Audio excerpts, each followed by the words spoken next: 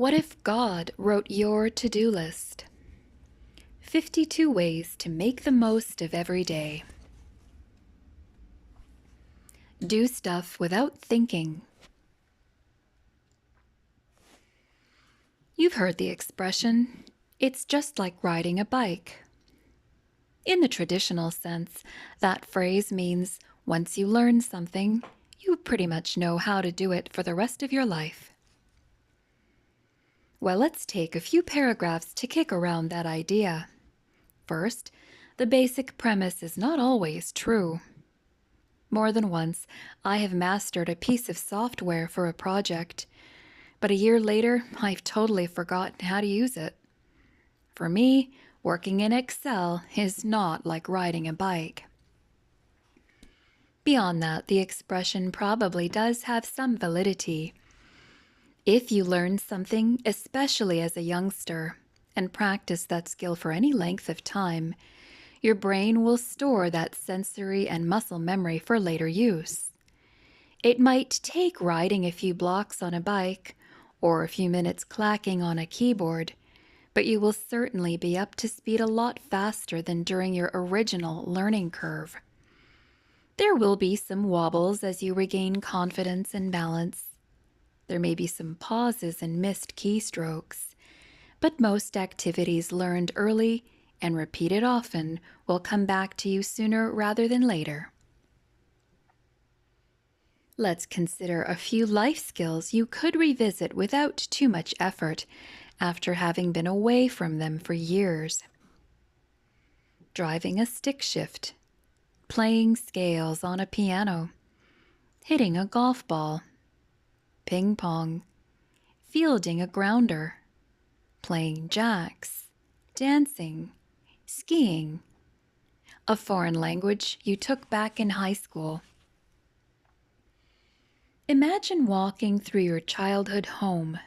Your muscle memory would kick in, and you would instantly recall the cadence of walking up the front steps and the location of every light switch. Your past experiences, especially those you repeated over and over, are part of who you are. Recently, my wife, Rita, surprised herself when she hesitantly went to French braid her hair. She had put her hair up thousands of times when our kids were younger, but she couldn't begin to remember how the swooping, twisting, and tucking actually worked. As she reached back, some mysterious force kicked in, and she had that French braid completed in seconds. Neuroscientists call this automaticity, and suggests that it's not literally the muscles that are learning. Rather, the memory is encoded as synaptic connections are strengthened in the brain.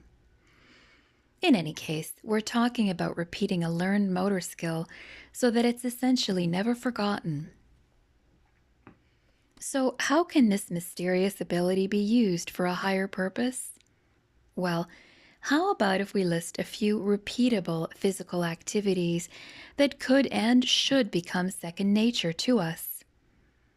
In other words, delightful habits we want to get into, such as hugging, blowing kisses, waving to neighbors, reaching out to hold hands, looking up from our screens and smiling when someone enters our space, putting on our seatbelt, checking our side mirror before opening a car door into the bike lane, opening doors for others, offering our seat on a bus, making eye contact with the person speaking to us, putting the cap back on the toothpaste, putting the toilet seat down, guys, rinsing out cereal bowls and putting them in the sink or dishwasher, sharing a hymnal, waving to a motorist who stopped so you could cross the street, leaving the TV remote where it's accessible to the next viewer, pushing your chair in when you leave the table, and turning off lights when we leave a room.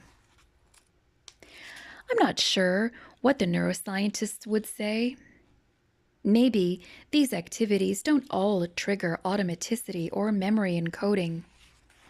Some maybe learn behavior, being aware of others' needs, or simply good manners. But I think the idea of identifying uplifting and life affirming activities and turning them into habits is worth a try. Don't you? On your to do list, let's include one or two new habits worth pursuing and begin practicing them today. Checking the list. The idea of doing stuff without thinking is actually the opposite of acting thoughtlessly. We need to be intentional about meeting other people's needs and even anticipating how we can reflect the love of Christ to those around us, friends, coworkers, loved ones, strangers. The goal is to make our proactive actions second nature. Utilize muscle memory.